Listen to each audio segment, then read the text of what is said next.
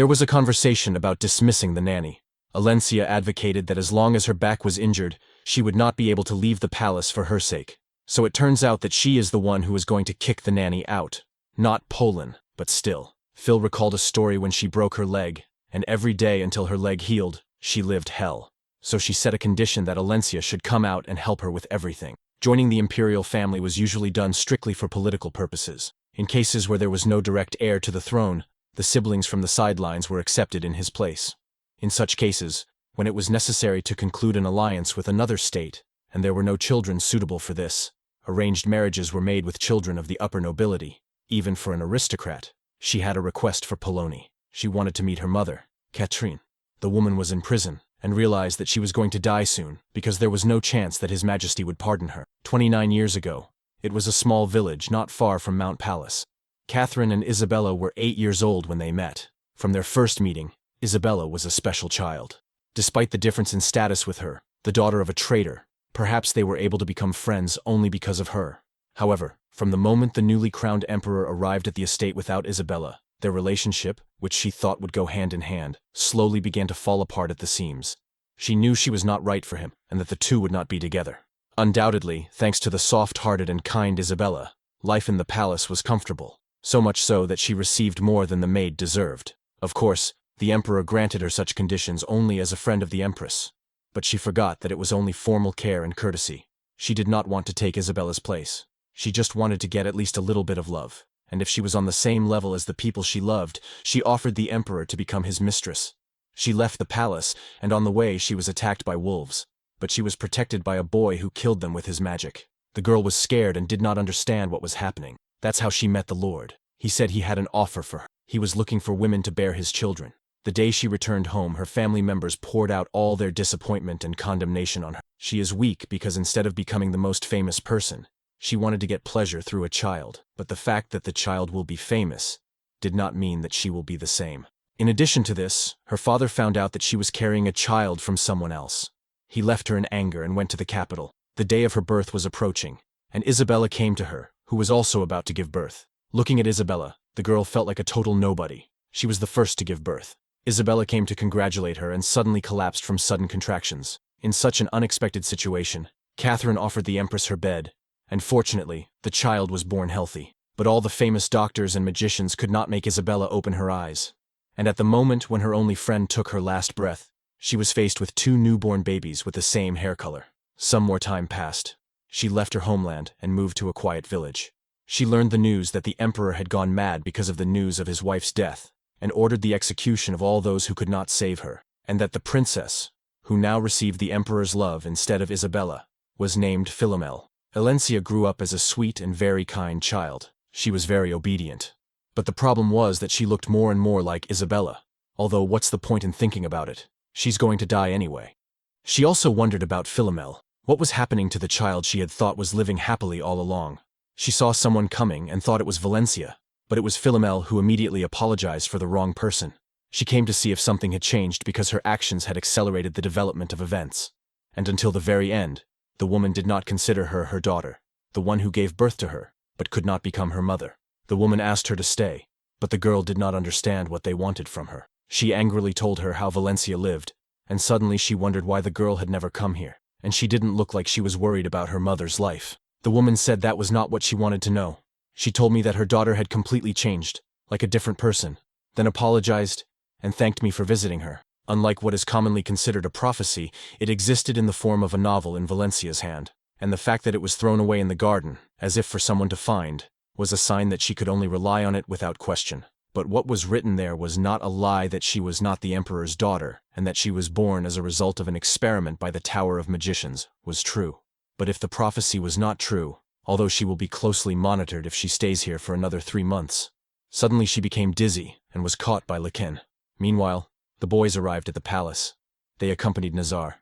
The guy thought he was lucky. Immediately upon arrival at the Tower of Mages, he met those who had the magic of movement, and although thanks to them, he got here faster, he did not know if she was okay. Philomel was shocked because she did not know how the Lord got here. He said that he was ordered to wait patiently there, and although he was bored, he sat there quietly and pointed to the place where the cat was. The girl said it was a lie, but the man showed her how he was transforming. She was angry and tried to kick him out because he had deceived her. She even thought about taking care of him if no owner was found, and I started throwing things at him. After calming down a bit, the man asked her what she didn't like about cats, and she said she loved them when they were real. She asked why he had come, and the man said he had come to see his daughter and take her away, and to return to the Tower of Mages together. She wondered why he changed his mind. The man said that at first she had a feeling that he had to see her again. He thought that when he saw her, he would understand what was happening because he had never felt this way about anyone. Now the girl understood Laxian's words, that his emotions were incomplete. It seems that there will be no other way to get out of the palace, and it is necessary to return the Princess Alencia. The girl remembered the words of the Countess, how the Emperor apologized to her. He said that he had watched her life and understood how difficult it was for her to live here. So he asked her if she wanted to take revenge on them. The girl asked if he had a lot of work to do in the Tower of Mages and if she would be okay. He said that he never did anything with his own hands, but only gave out orders. A visitor came to the girl's house. She told her father to immediately turn into a cat. Nazar came to her. He was happy that the girl was okay because he thought something really happened to her. Of course, she understood his anxiety because she herself thought that something would happen to her as soon as she entered the palace. He told her that on the way to the palace, he met a group of magicians who were also heading to the palace and moved with them. She was embarrassed that she was no longer a princess, which meant that she was no longer Nazar's bride. Previously, she would have started on topics that are common in social circles, but now she has to be herself all her life. Her goal was to become a princess whose weaknesses were impossible to detect. Nazar emphasized that he did not know that she had a cat. The girl did not understand at first what he was doing, and then saw that he had followed her into the reception area. Philomel took a piece of leaf from Nazar's hair and was pleasantly surprised because she thought he was always perfect. But it turned out that he had a side to him. He was not comfortable with himself because he was worried not only about his appearance, but also about the fact that he might smell bad. So he left. He was very worried that she would wait for him and not go anywhere. So he asked her again, and she promised that she would not go anywhere. Alencia asked if Nazar had arrived. Philomel said that he had just left, and they had missed each other and asked if they had arranged a meeting. Alencia said that she had heard that he was an interesting person, so she wanted to meet him at least once. Philomel realized that they had never met because Princess Alencia was a novel. It had become a habit. Alencia was worried about the girl's relationship with Nazar. She decided to arrange a meeting with him. The girl realized she was humiliated, until Catherine. Perhaps she would have written off the fact that good Alencia was just naive. But now the girl was walking in the imperial garden with a cat, and said that there was no one around and he could turn into a person. But he didn't. And she realized that they were not alone. It was Jeremiah. They quarreled, but still, the girl demanded an explanation of what was happening. They were like two peas in a pod, but their relationship was terrible. The other two brothers were interviewed, but it was just a formality. The girl was happy because she had always dreamed of a brother or sister, and now her wish came true. The boys began to introduce themselves and tell her where they worked and what they did. The girl realized that by entering the garden, these tars signed their death warrant. They decided to work as mages in the palace. To make sure that their sister was okay, Lekshan brought her a book. She thanked them. For some reason, the girl found it funny that Jeremiah had hit Carden, but she began to think that the tension that had built up over the years was beginning to disappear. They told her she needed to think about what she wanted to do in the future, not what she should, but what she wants. Those 7 years that she lived the dependence on the book, perhaps they hold her back to this day. The reason she could not say that the prophecy was not true is that if 7 years of her efforts were thrown away and all her fears were in vain, perhaps the decision not to open her heart to people was a mistake, but she didn't want to run anymore. She wanted to know the truth, what this book was, and why it had come into her hands. They thanked her for opening up. Lequan realized that in order to fulfill her plans, she had to stay here. So he decided to stay with her. Of course, his presence would help her a lot. Everyone stayed with her, except Jeremiah, who expressed his desire to return. But before he left, the girl decided to ask him because as soon as she heard his name, she wondered if his nickname was the Ice Prince. But she didn't know that he hated being called that. If this is indeed Jeremiah from Princess Alencia, he could be dangerous to her. A magician named Jeremiah, a user of ice magic, a minor character in the book, who is passionately in love with the heroine, left the magic tower and walked around the universe, protected the princess from wolves. And this is how their first meeting took place. In gratitude, Alencia arranged for him a tour of the market. Everything he did with her together, who had always been lonely, was a novelty. And that day, he felt joy for the first time in his life, gradually opening up. In one day, he told his story. Although she had moved the events forward by about a year, and perhaps the two had not yet met, she did not know that such an important character would turn out to be her brother. She wanted to ask him to stay, but knowing his character, he would not have agreed. So she decided to ask Lequin to detain Jeremiah here, tying him up by his husband. Philomel came to the emperor and said that she had thought enough to stay here for a while, refusing to be entered in the family register. It was difficult to give an exact date, as she would leave as soon as she had resolved her doubts about Valencia and the book. Before answering, the man decided to apologize for his terrible treatment of her. He should not have said those words. And that's not all. During all this time, he neglected her and did not even think to look after her, using his suffering as an excuse. After all, she is only 16, and although he is not her biological father, she is still under his care. He was really sorry that he could not find other words than this short phrase.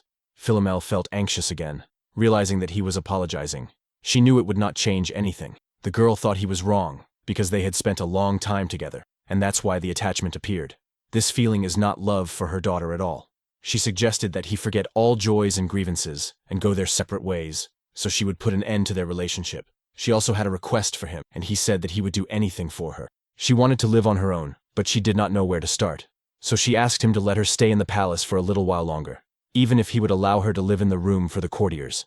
He allowed her to, but said that he could not allow her to live with the servants. She ran into her again. It was strange that wherever Philomel went, she always met her, and now she considered it suspicious. She is not yet sure what kind of person Valencia is, but she is sure that she is not happy that she is staying. What was it? Maybe she said that at some point, Princess Valencia seemed to have been replaced.